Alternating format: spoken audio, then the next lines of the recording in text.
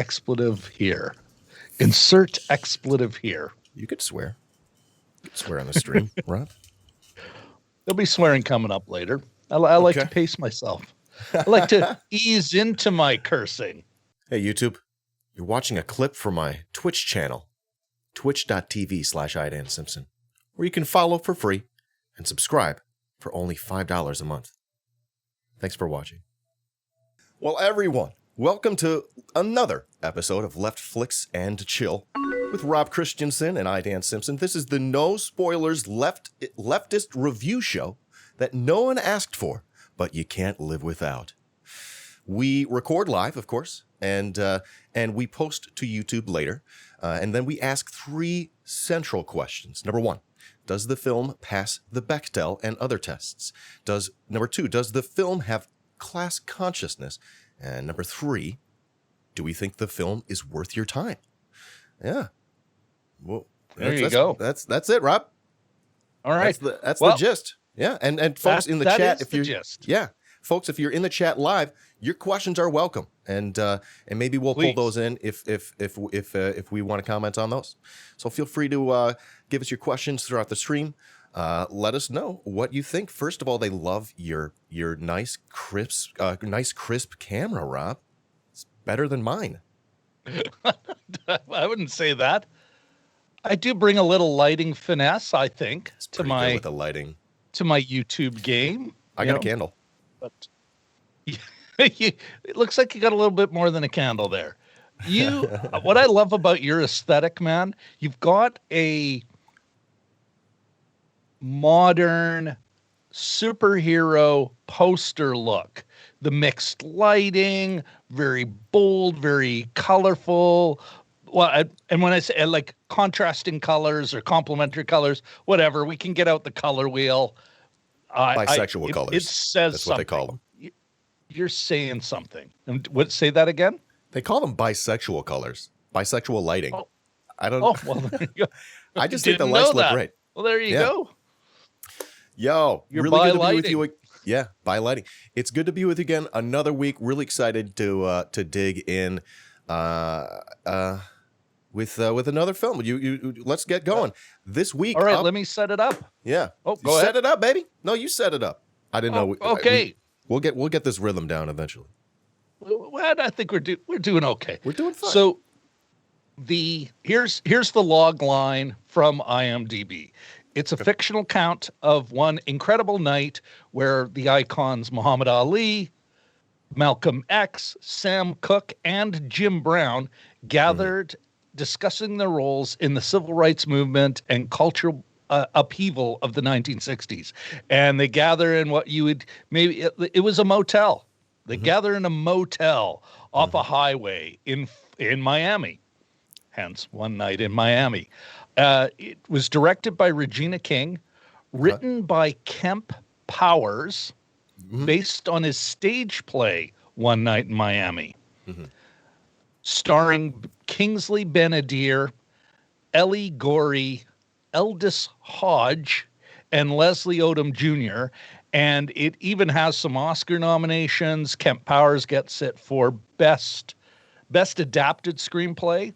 Okay. Leslie Odom gets 2 Oscar nominations, one for Best Supporting Actor and another for Best Original Song with, I believe the other gentleman's name is Alan Shepard or Al Fudge. This is going to bug me. Oh, Sam Ashworth. Sam Ashworth. That's the other one. So, yeah. And folks will remember that actor from Hamilton, perhaps. They'll remember him on Hamilton being playing which role? I'm so sorry. He played Sam the opposite. Cooke. Yeah, so he did play Sam Cooke, but I'm sorry, I was thinking about the opposite. In Hamilton. Yeah, in Hamilton. Oh, so yeah. Good, fantastic singer, pretty good singer, and I thought he pulled off Sam Cooke pretty well as well. He had an original song in there. Yes, it played over the credits at the end. Oh, okay, good. I'm like, that doesn't make sense. In the style of Sam Cooke. Okay, yeah. Okay, so a la Sam Cooke. Beautiful. Yeah. I actually taught at the high school at which Sam Cooke went. Yeah. Shut up. No, I will not shut up. It's my show. Also, Nat King Cole. Nat King Cole went to this high school as well. And I teach there What's for a the few deal years. with that? That's generating a lot of singers. It was, yeah, I mean, dude, fantastic black, rich, culturally rich neighborhood in the 20s and 30s, churning, 40s, 50s, churning out fucking cultural icons. Dinah Washington, who else? Marla Gibbs from, what's their show? 227. Okay. Yeah. All right. Little aside there, but let's reel it back. One night in Miami. What else do we leave out on the top end here? I think now we get into the ideological ingredients, the political snack table. Yes, the intellectual snack table. Let's dig in. Let's talk about it. We're going to talk about the Bechdel test, also known as the Bechdel-Wallace test, measure of representation of women in fiction. Asks whether a work features at least two women who talk to each other about something other than a man. Does it pass? No, it does not. No. It so does not. Yeah. Just no. No. No, it doesn't. Nope. Nope. Nope. Yo, there's supposed to be a sound effect. Hold on, let me make sure that the sound effects are working. I'm sad about this. There's supposed to be an sound effect. And I'm like, wait. And this is how about fail? Fail. Yeah. Fail. Wait. Where's my fail? All right, we'll figure out the sound effects as we hit our stride. Yeah, it does need work. It does, though. There it is. There it is. I got outstanding. it. I would say, though, on the reframe stamp, which talks about behind the scenes, it's got a half decent chance of qualifying for one. Like, I looked a little deeper. It's a woman cinematographer. She was the same woman who shot The Old Guard, Charlize Theron's superhero kind of weird dark thing on Netflix. Regina King, of course, is the director, a woman of color. So there's they at least meet the minimum bar. We'll see, though. And again, that's all above the line, the Rockefeller stuff. What's next? What's next? Number 2? Class consciousness. That's correct. My favorite. Yeah. Does it have class consciousness? I'm going to say it fails, but in the most interesting, worthy of discussion way. So, yeah, no, Marx is sad, but oh God, we got to talk about it before we wrap up here. Because it fails well. We've saddened Carl. Worthy of a conversation. Yeah, it sort of feels like they could have put it in there. Like, come on, you got Malcolm X in the room. It's like I'm not expecting Jim Brown. He's a football player, but I don't want to talk shit about him at the same time. But like, we got some like ideological heavyweights in the room, and literally a heavyweight fighter. But Muhammad Ali. Really socially aware, but maybe not a Marxist. Maybe it just didn't come up in the room. Well, I mean, given that it's a fictional thing, and it was a highlight of the show. It really kind of grabbed Jim and I's attention and got us engaging with the chat. We ended talking about the Canadian Union of Postal Workers, how parental leave came about in Canada, how it became the law of the land, community activism, all this stuff. So that's what I mean. It's a fail in this one, but it's an interesting fail. And I'd love to get into it, once we get past our third stop, man. Do you want to play the link I sent to you? Because we don't really have any hot takes on this movie. It's an interesting flick in that way. Okay. I'm sorry, which one? Or do you want me to just tell you? I'm sorry, I only which one? sent the one link, and it's timed. It's the Is It Worth Your Time? Link. Is It Worth Your Time? Yeah. I get it. Sorry about that. My confusion. Let's bring that in here. Quickly. Oops. Worth your time? Sorry. I'd say so, yeah. Yeah. Sorry. Not perfect, and there were some issues that I think we'll probably discuss later on. But I felt that it was worth my time. I'm the same way. Yeah, yes, it's worth your time. It's on Amazon Prime. A lovely evening, Yes. an interesting evening. I think for, yes, I'm stopping there. And that's Okay. it. You can cut Right there. Worth your time. It's interesting. Over the course of the show, it's almost like let's say the three of us, but Jim, myself, and the folks in the chat, we ended up becoming bigger fans of the movie over the course of the conversation. It starts a weird kind of a flatter opinion, but it grows over time. What about you, man? Let's see. Let's get your result. Let's get the final result. I like this part. I want to get ready. Just a sec here. Yeah. Sorry. Okay. So yeah, for me,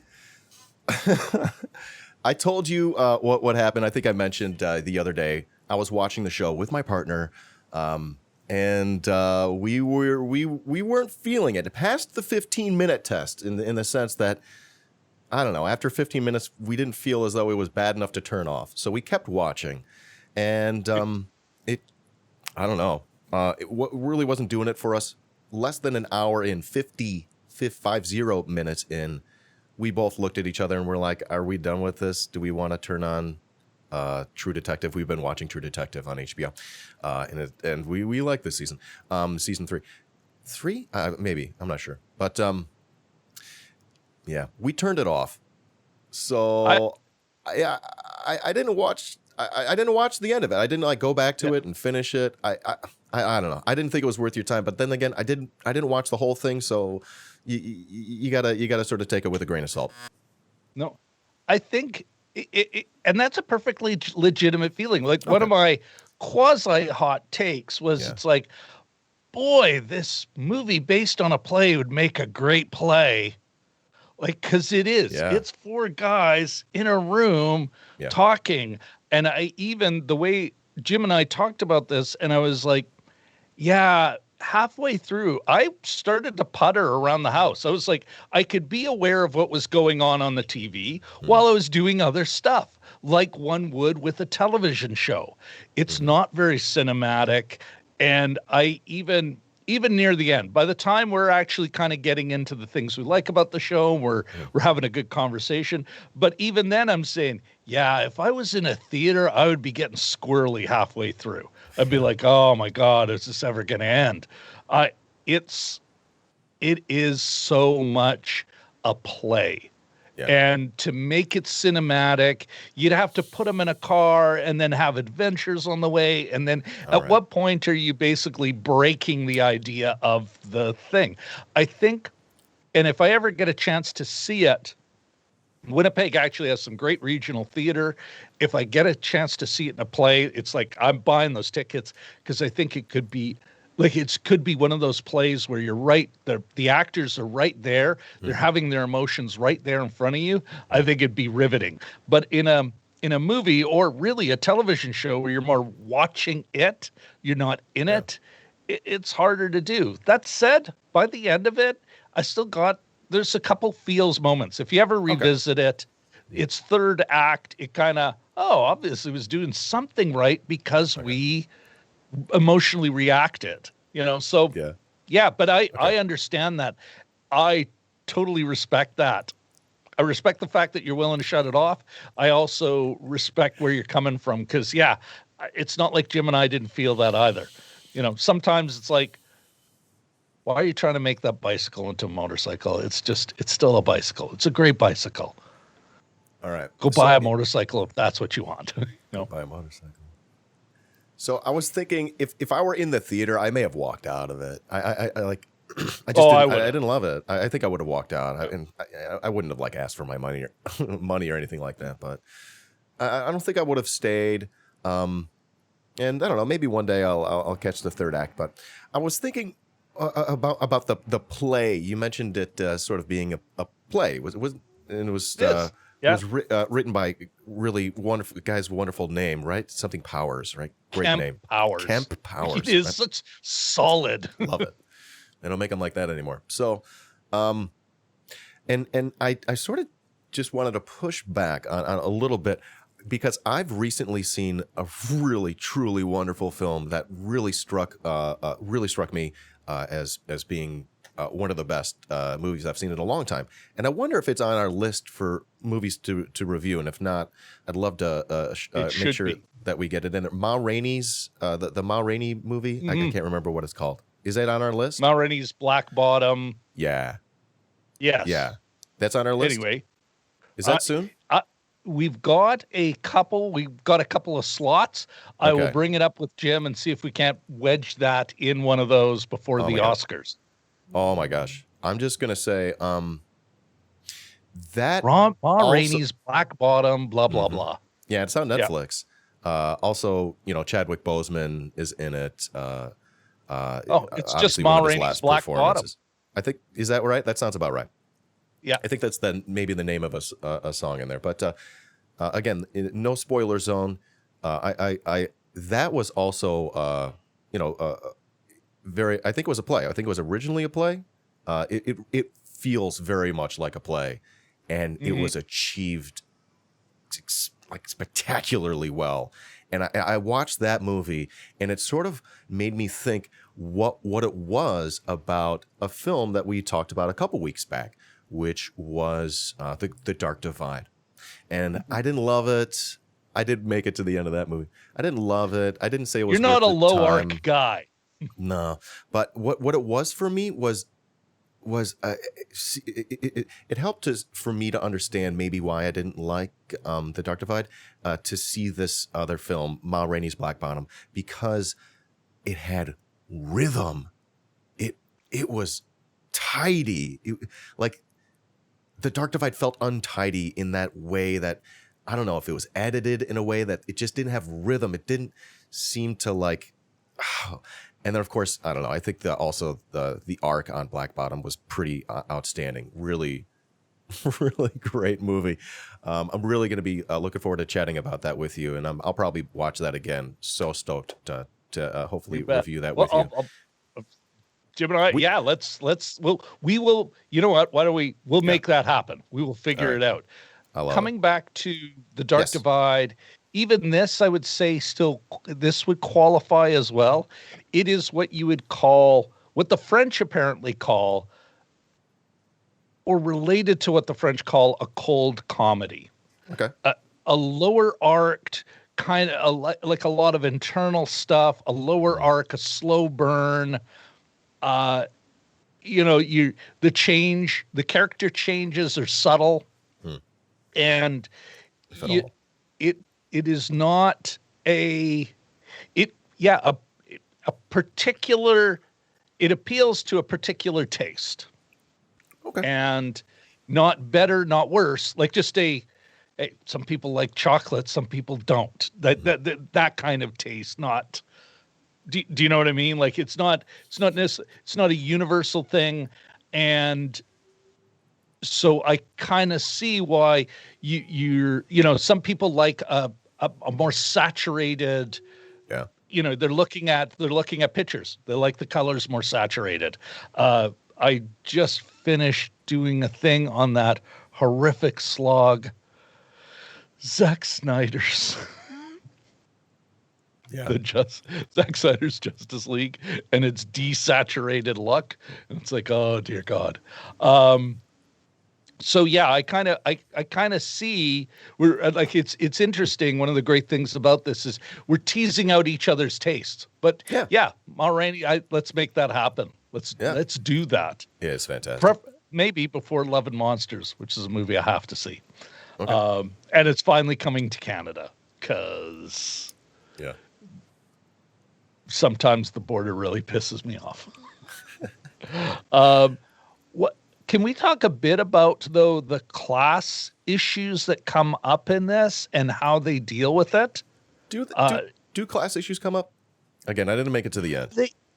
They do, in only the loosest kind of sense. Like a lot of there is folks, you kind of get and I don't believe this is any spoilers for anyone, there is a conflict in the room. And it's, let's say on the one side, you have Malcolm X kind of saying, what can you do for the movement? What have you done for the movement?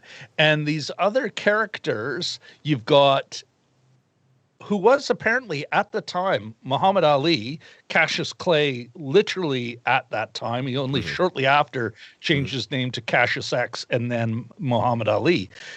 He was, they apparently, Malcolm and Muhammad Ali really had a big brother, little brother relationship. He was, a bit of a mentor to him.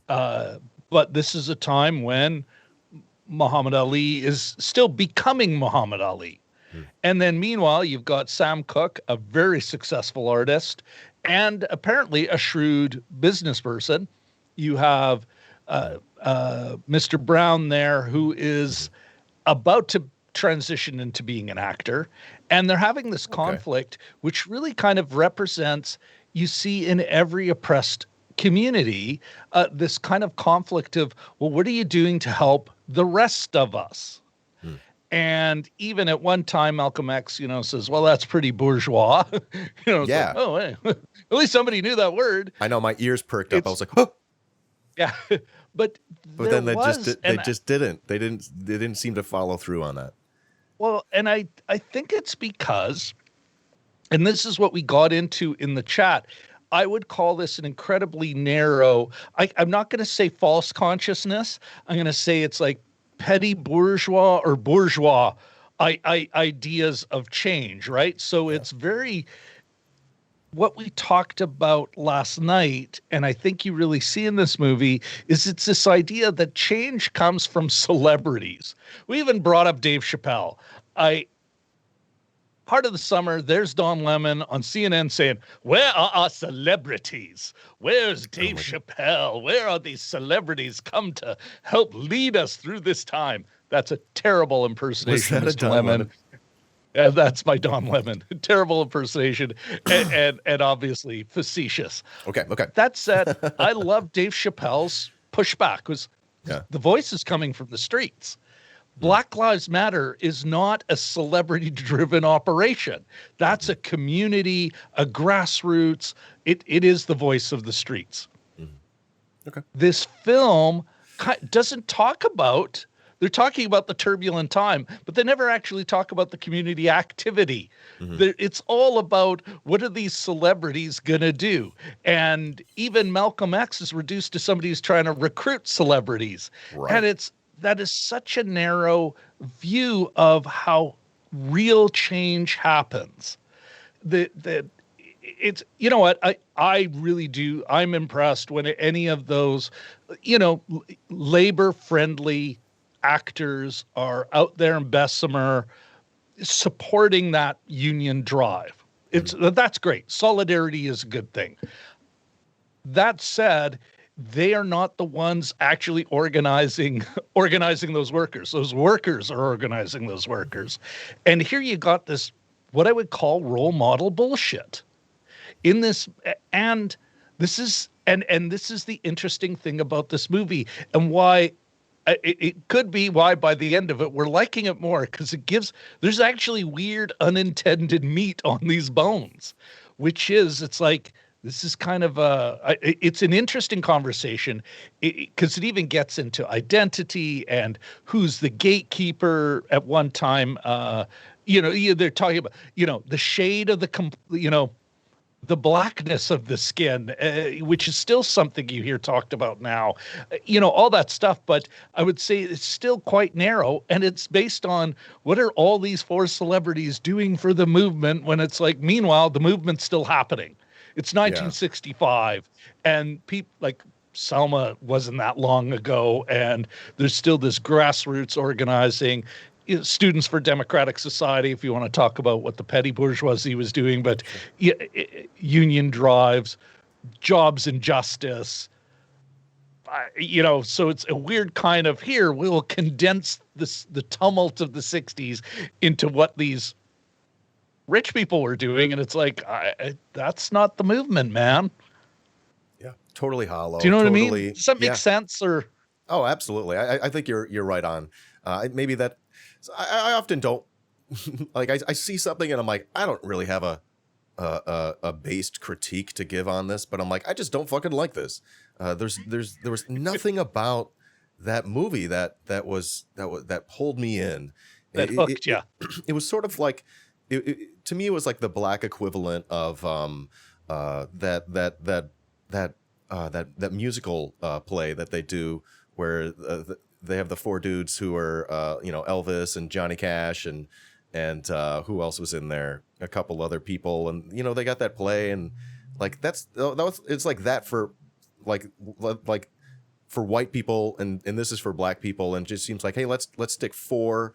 You're saying this was fictional in the sense that we don't really know what they talked about, or are you saying this is fictional in the sense that they never even hung out? They made up that the night. whole thing is fictionalized. The four guys never met like that. Ever. Never did anything like that. But of course, they probably spoke with one another, but never anything like this where it was organized in a one place all at one time. Yeah, I'm thinking Muhammad Ali quartet, did not go. I'll let Malcolm X kind of stick me with a couple other dudes when I want to party after I just beat the shit out of Sonny Liston. Yeah, that did not happen.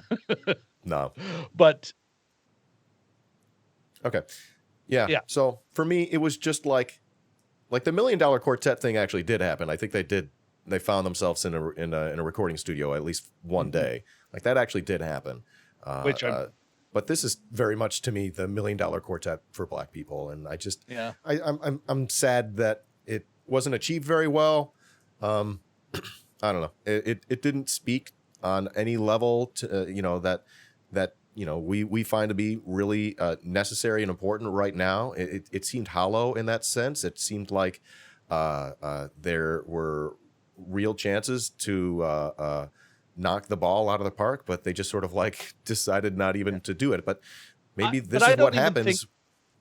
But just let me wrap this up. Maybe this is what happens when we don't have leftist studios making movies. Maybe this is what happens when the capitalists make the movies. I think that's exactly it. Dan, I'm not sure Regina King would even this is, I don't want to put thoughts in her head, but I am not sure. I would have no problems hearing that Regina King didn't even factor it in.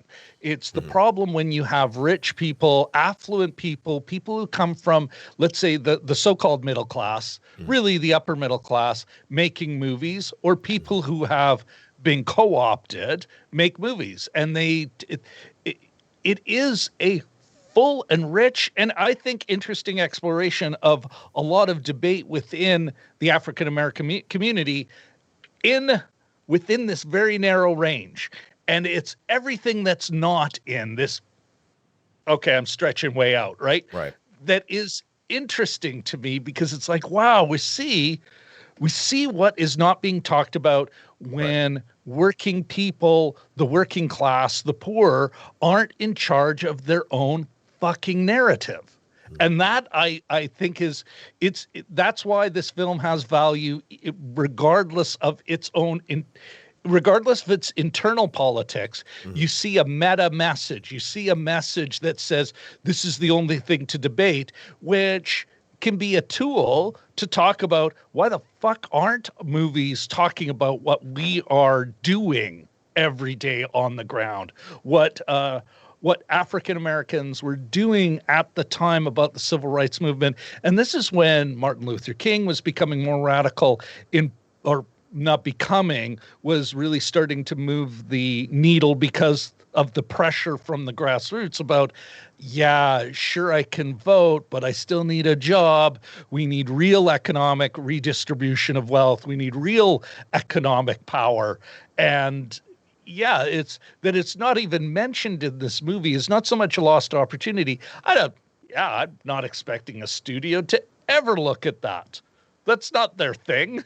And I don't think it's Regina King's thing. If you look at the background of some of the players in it, even Leslie Odom Jr., it looks like he comes from a nice middle-class home. He got driven to school. He got his music lessons on time, that kind of thing. That is not to take away from his talent, his skills, his hard work.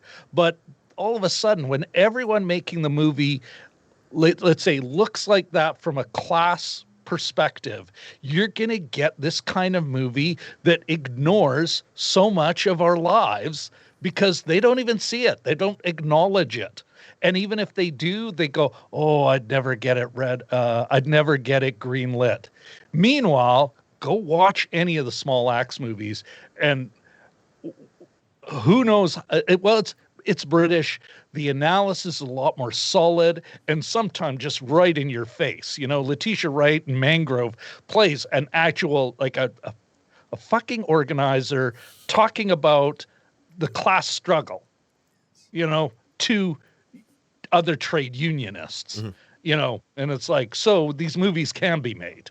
Mm-hmm. They can be done. I just don't ever see an American studio, people developing product within that studio system, even acknowledging it, maybe even understanding it. Again, who knows? Right. Regina King may be actually a big closet Marxist, and she's maybe. Like, listen, I wanted to make this movie, and I have limits because I need I need the millions, and that's a tough thing. Sorry, I'm on a bit of a rant now. No, that's a great, fair point. I'm glad you made it. Film is a capital-intensive flick, and under capitalism, that means you need you need the rich. The rich are the minimum requirement. You're just an apologist. You're just an apologist for the bourgeoisie. Yeah, exactly. Under the current context, you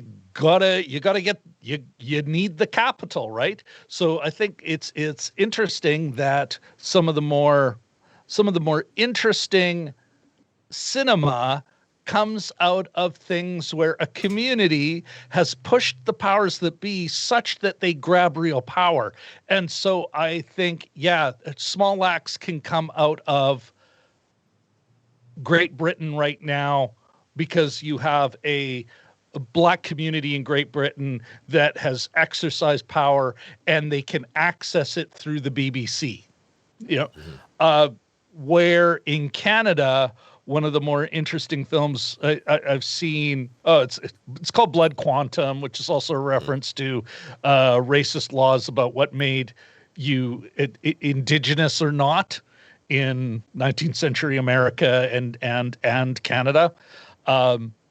It's a zombie flick, but it has a real political commentary about the indigenous people within the sea of whiteness in North America. And that's because the filmmaker was a creature of a system that was under political pressure to have more indigenous voices make movies, But if you leave the system to itself, it'll be stuff like One Night in Miami that looks subversive, that does have an interesting counter narrative as far as these characters go. Right. But and that's what's interesting to me. It's like, wow, they're actually talking about something, but making sure that nothing real comes out of it because they're ignoring all the stuff that matters. I know. And that's an analysis I think we need in our pop culture. It's why I'm doing what I'm doing. It's why you and I are doing what we're doing, because we need to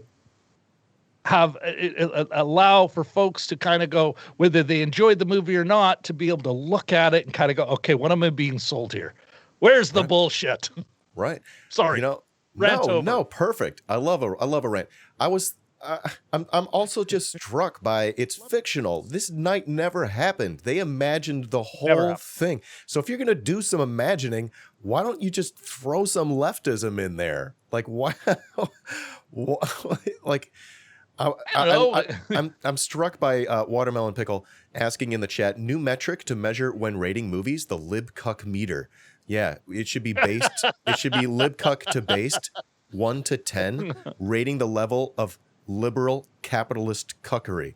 In terms of 1 being most libcuck and 10 being based, this was like like a 2 or a 3. It was totally cucked. You know what? I'm going to say 4. We did hear bourgeois once. We heard the word bourgeois. You know, yeah, it's the word bourgeois. Mark's like mean, twitched in his grave. He's like, ugh. What is the biggest thing? Never mind this. Here's the tough thing that everyone has to understand about film. No one's going to fucking watch this movie. No one's going to watch 90% of the movies Jim and I have looked at. They're obsessed with fucking Zack Snyder. Now here's a hot take. Do it. That I think of him as the unofficial filmmaker to incels everywhere. Ooh. You know, he in the Justice League, that 4-hour slog, which is almost like a Wagnerian opera. Shout out to Breakfast All Day podcast who gave me that whole, yeah, you're right. Look at Zack Snyder as opera, and a lot more makes sense. It's the ring cycle, huh? Okay.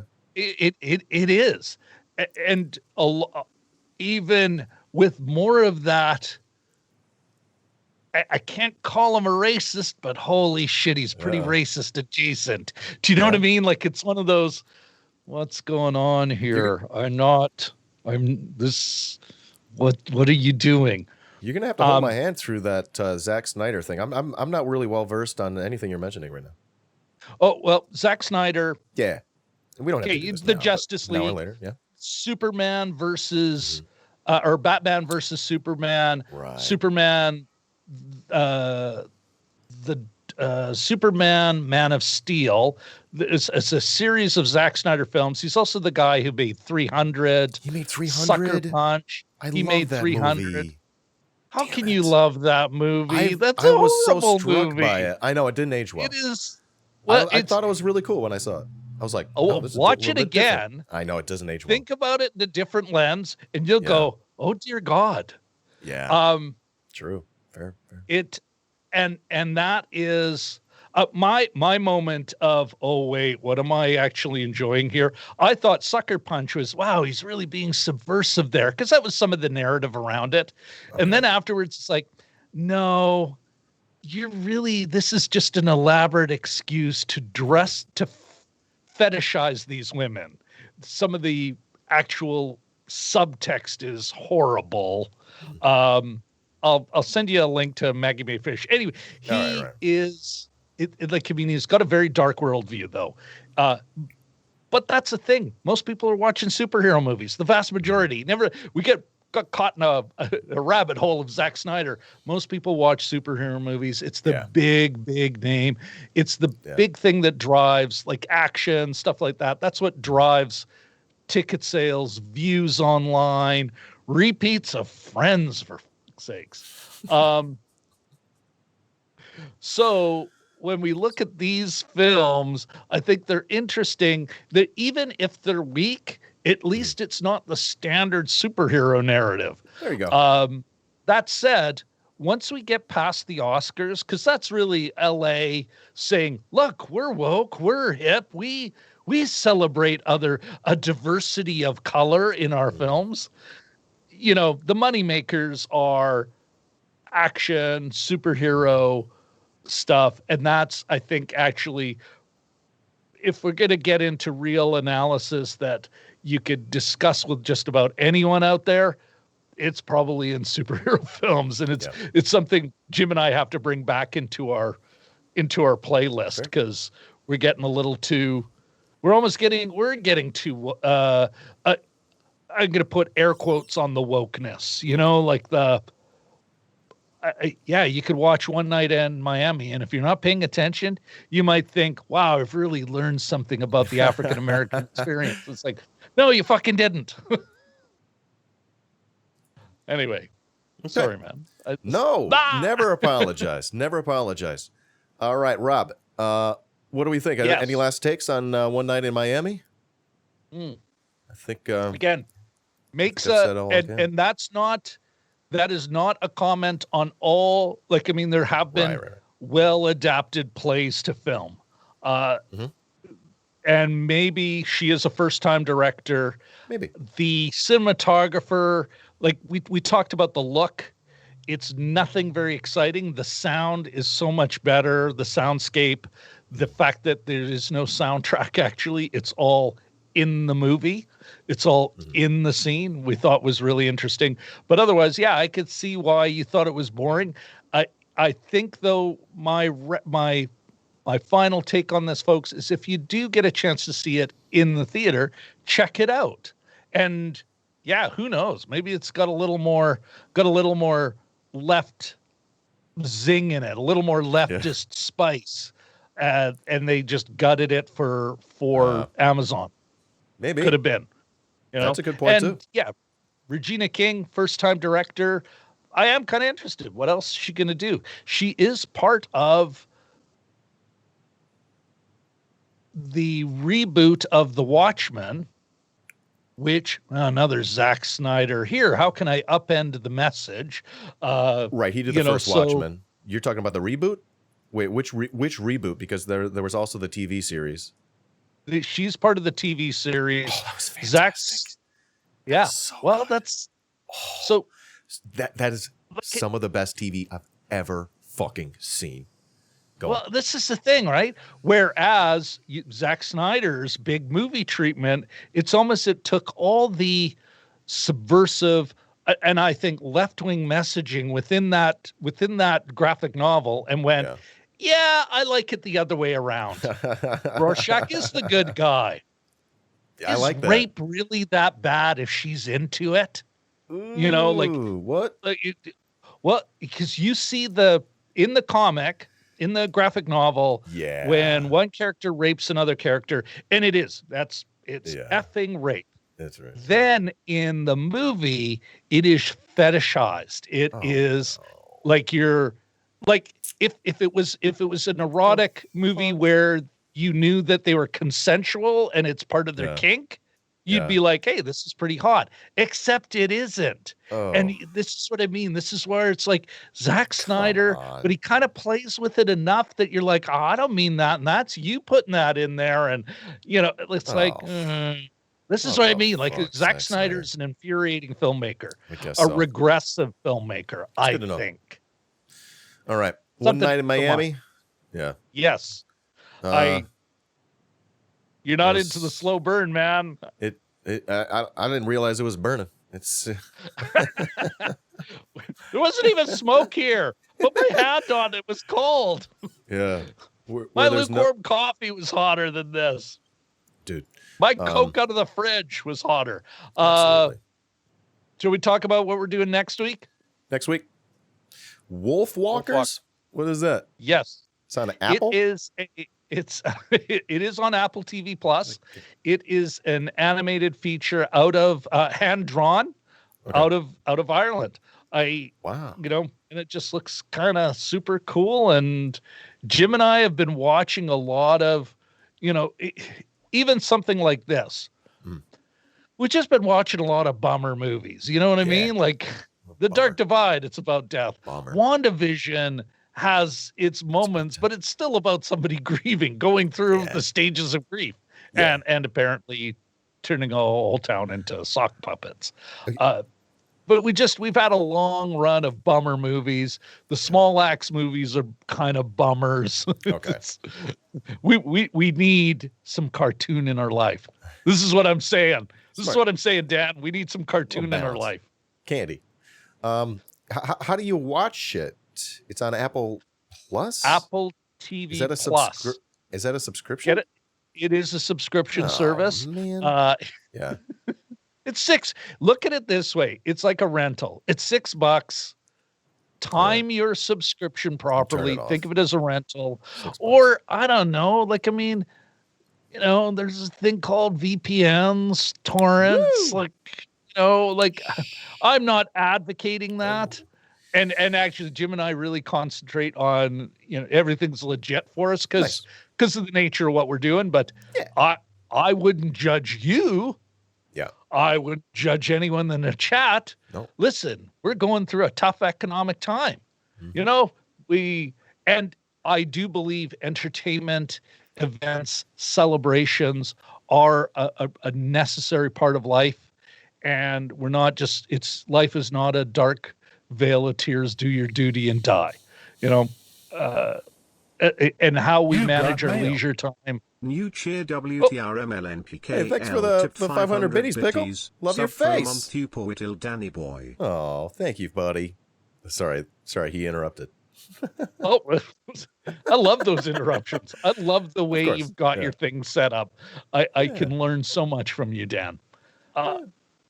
Speaking of which, got a lot of great feedback because I, of course, put my the YouTube cut you'd put up on, and people were a ton of feedback. And I was even talking to my co-host last night. And I'm like, I got to keep watching Dan and the way he runs a show because chef's kiss, baby. Love it. Love your face, as you like to say. All right, so Wolf Walkers. We'll try to check that out before next week, huh? Yeah. All right. Yeah. And well, you know what? We keep it all spoiler free. So if you don't, you get a little like an appetizer before you watch it. Or maybe you might go, it's like, oh, I'm with Dan. I don't want to see that. And maybe, Dan, you and I will agree on this flick next time. Maybe. Perhaps. Looking forward to seeing something different. Yeah. All right. Yeah. All right. Cool, brother. Cool. Another week down, huh? Another week down. Man, this is too fun. And I don't know about you. I continue to enjoy this more and more every time we do this, Dan. This is fun. I like this format. It's easy. It's fun. I get to talk. I mean, me and my partner every night we finish up our work, and our thing that we do together is we sit down on the couch and we watch TV. We watch a movie, and it's nice to be able to talk about things and share my love of this form of entertainment. And it's also nice to be able to look at things a little bit critically, but not too seriously. And this is perfect little balance we got here. Absolutely. And you know what? Even if the movie's regressive or progressive or stuck in the middle, and maybe this is one of the most frustrating things, depending on how you want to look at it. This is like, wow, this is a whole bunch of middle bullshit ground. That most frustrating of grounds. If it emotionally connects to you, that's a good thing. I think that's just good for us all, especially during these times, that there's something can still speak to the heart. Now I'm going to get misty. Uh-oh. It's okay. This is the space. It's okay. This is safe space. We got you. Fantastic. Hugs, bro. Hugs. All right, my friend. All right. Thank you very much. Thank you so much, comrade. We will see you next week. Thanks so much, Rob. Love your face. You bet. Love you too, brother. Bye-bye. All right. Oh, did it break? I think I broke it. Oh, well.